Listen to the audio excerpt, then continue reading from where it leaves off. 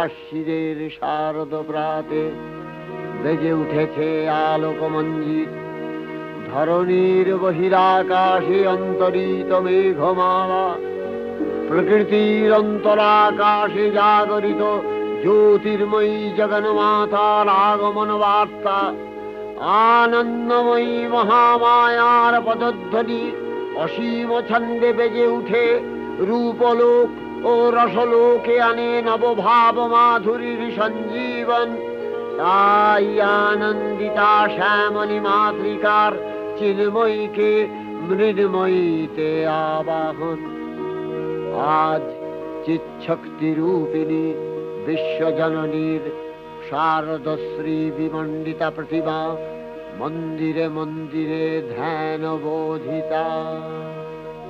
সিংহস্থা শশিশেখর